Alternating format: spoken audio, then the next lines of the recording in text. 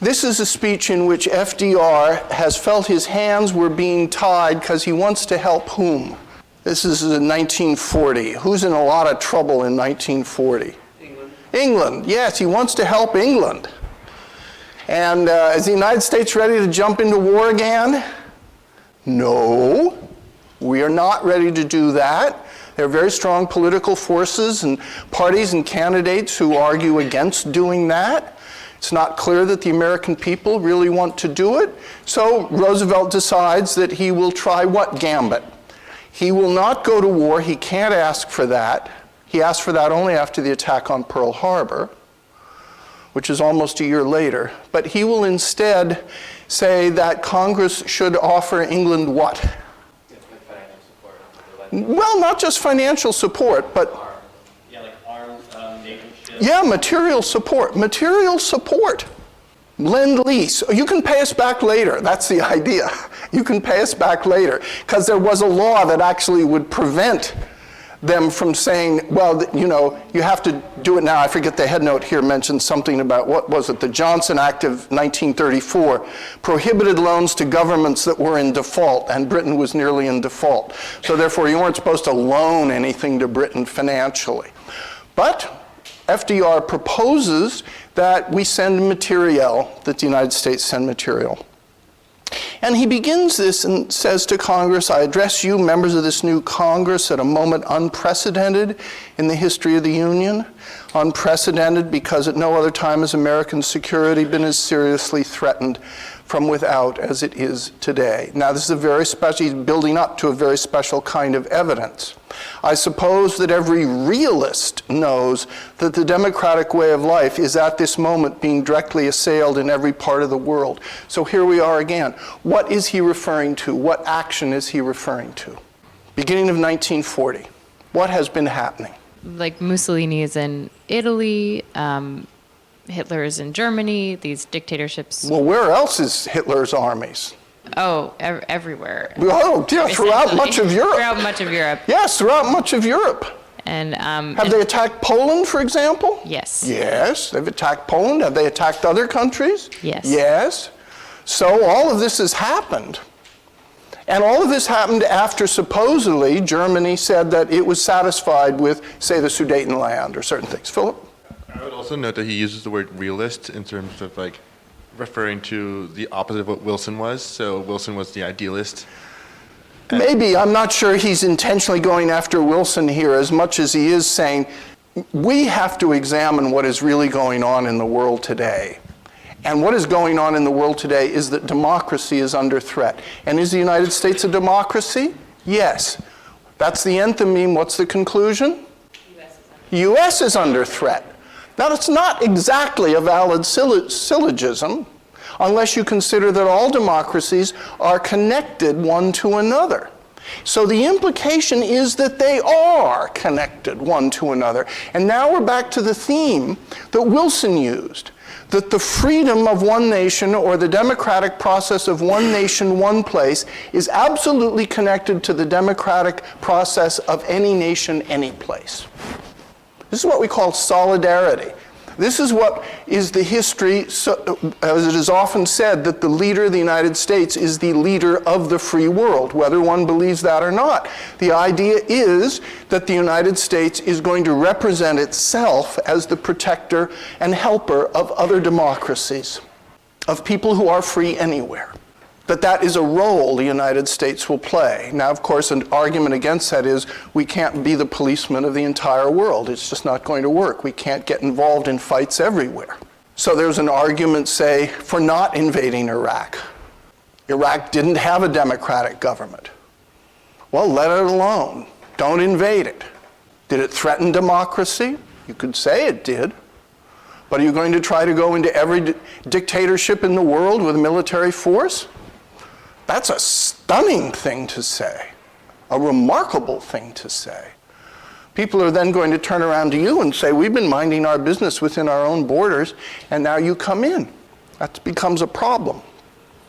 So he says our national policy is this at the bottom of page 121. What topic then follows? Our national policy is this. This is a pretty easy one.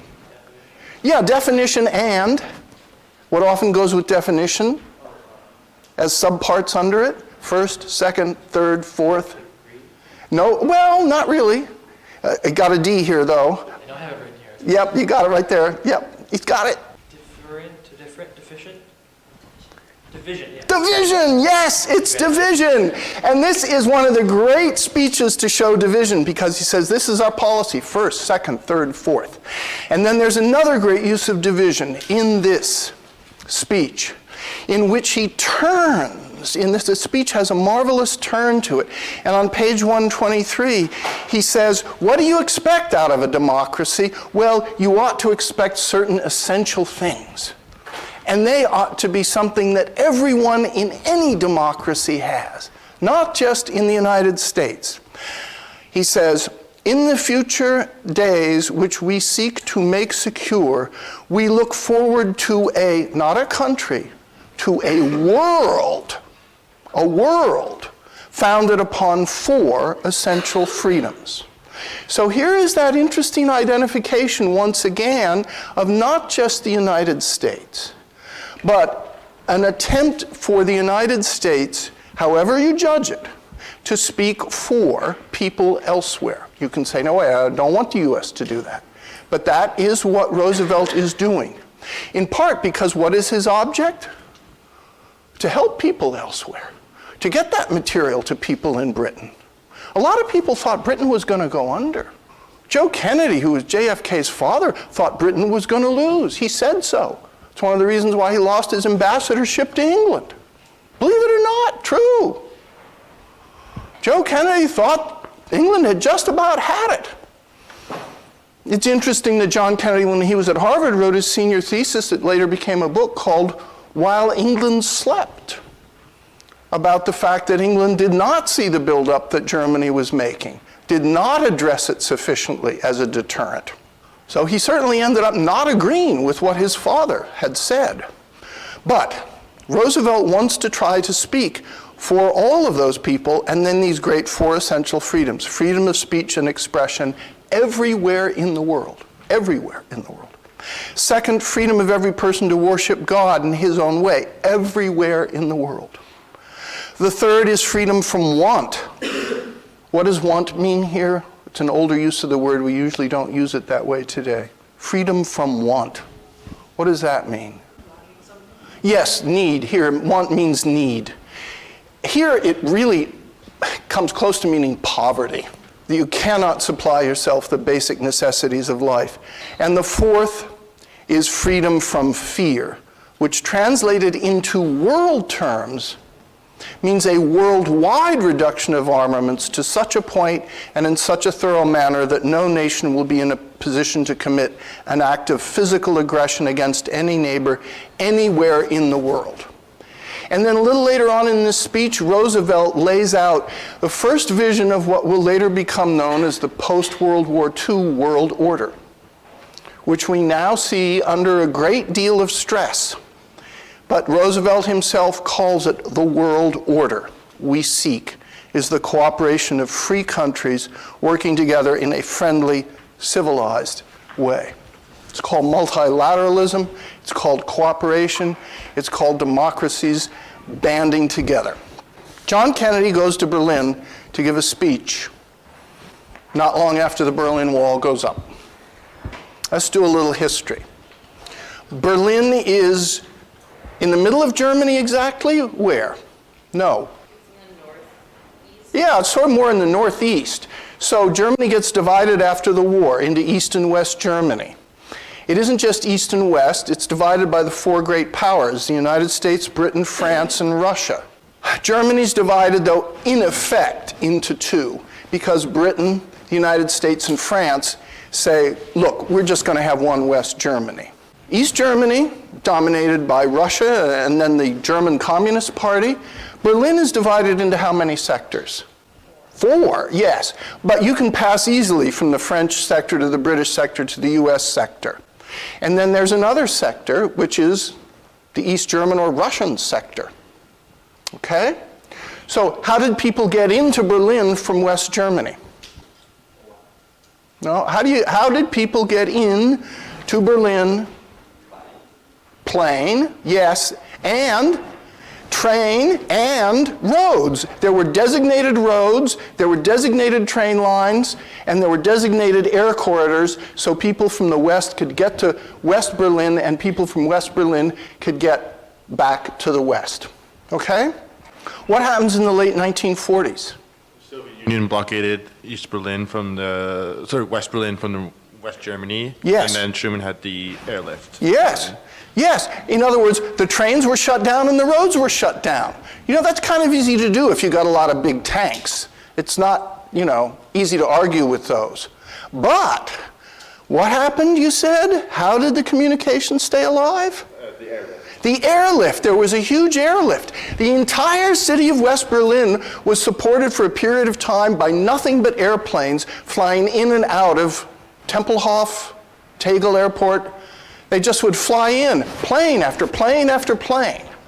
Why would you do that? To keep West Berlin going. Otherwise, what would happen to it? Come on, let's be realists here. What would happen? People would have starved. Yeah, people would have starved, or eventually you turn the tourniquet tightly enough and it becomes Russian. You don't have a government left, you have chaos. You can't even supply your own troops. Or you say, oh my God, we're going to have to go to war. We'll have to go to war to do something. We're really going to have to fight. So this airlift goes on and on and on, and finally it succeeds. The Berlin airlift succeeds. I think it's 1948. So now it's not all that many years later. Here we are. East Germany has just been put up that wall, the Berlin Wall. Remember when Reagan later goes to Berlin and says, Mr. Gorbachev, tear down this wall, and in 1989 it actually comes down. But in 1961, 62, it's just going up. And John Kennedy goes to Berlin and he gives this amazing speech. It's apparently composed the night before. As your head note indicates to you, there was another longer, more boring speech that he was going to give. And he let someone read it, one of his advisors read it. And he said, well, what do you think? And he was told, not so good. Not a good speech. So, the screws are on sometimes when you have to write a good speech. There he is. Now, his speech was considered so volatile by the West German government that they would not broadcast it from beginning to end. They thought it might cause a riot. And if you see the films of this address, which I think you can see on YouTube, it's cut up into parts because there's no one continuous filming of it. It was not permitted. It was thought it would incite the people too much. So Kennedy comes and he gives this famous address, which he begins, I am proud to come to this city as the guest of your distinguished mayor, who has symbolized throughout the world the fighting spirit of West Berlin, and to visit the Federal Republic with your distinguished chancellor. He's referring to Willy Brandt and Konrad Adenauer there. Then he says, 2,000 years ago, the proudest boast was civis Romanus sum, which means, all of you who read this and looked up the Latin, civis Romanus sum? Yes, I'm a Roman. I'm a citizen of Rome. I have all the rights and privileges of being a citizen of Rome. Now, being a citizen of Rome was a big deal because Rome went all the way from the middle of the British Isles to the sands of Arabia and northern Africa and all the way up into Germania. The Roman Empire was huge, and as a citizen of Rome, you had real rights and privileges. No matter where you came from, no matter what color your skin was, if you were a Roman citizen, it meant something. Kennedy says, there are many people in the world who really don't understand or say they don't that the great issue between the free world and the communist world, let them come to Berlin. In other words, this is where the rubber meets the road. This place exemplifies something important. And what it exemplifies, among other things, is a solidarity of people who want to be free with other people who are free, and their willingness to join together to assure that. At the top of the next page, I'm afraid your poor editor of this book totally butchered the German at the end of that first paragraph at the top. It should be Lassen Sie nach Berlin kommen, not Lass sich or sick nach Berlin kommen. Anyway, let them come to Berlin. He then goes on, and the famous tagline of this speech, which you see at the end of this speech as it's given here, is all free men, wherever they may live, are citizens of Berlin. Now think about that sentence. All free men, wherever they may live, are citizens of Berlin. And therefore, as a free man, I take pride in the words, Ich bin ein Berliner. Now, don't let someone tell you that this is very bad German. You know what this means? What would you normally say as a Berliner? You'd normally say, Ich bin Berliner, or Ich bin Amerikaner. And you wouldn't say, Ich bin ein Berliner, because what is ein Berliner?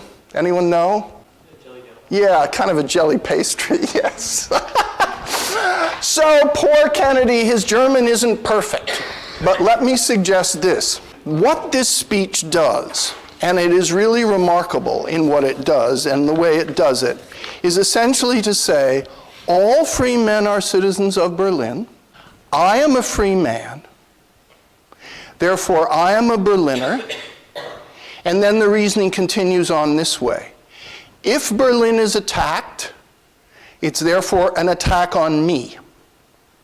If it's an attack on me, I am an American who happens to lead the American people.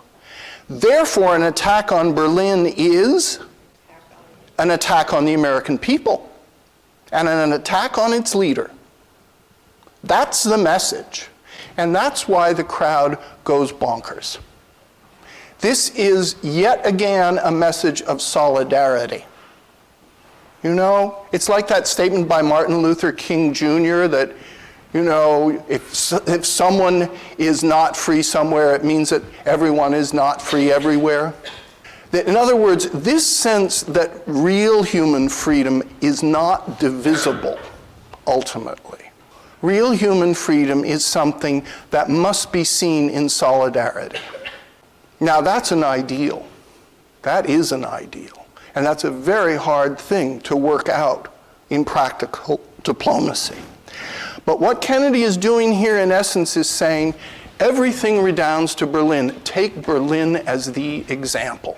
Could be any place, but Berlin is especially dramatic because it's an island surrounded by a communist state. Now it's got a wall down the middle of it, which the Germans called the anti-fascist prophylactic barrier. That's what they called it.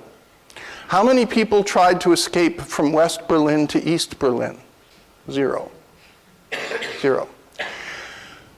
In East Berlin, they would let you go to the West under what one condition? A whole number of people they would let go to the West. If you were 65 or older, why would they let those people go? Much less likely to move there. That's part of it. What else? Oh, think financially. They can't work. Yeah, they're not working any longer. And in fact, yeah, they're pensioners. You got to support them. So these Germans would let people who were 65 go back to the West. Anyway, the more you look at this little short speech, the more that you see it is really filled with a series of enthymemes that Kennedy is exploiting to a very large degree.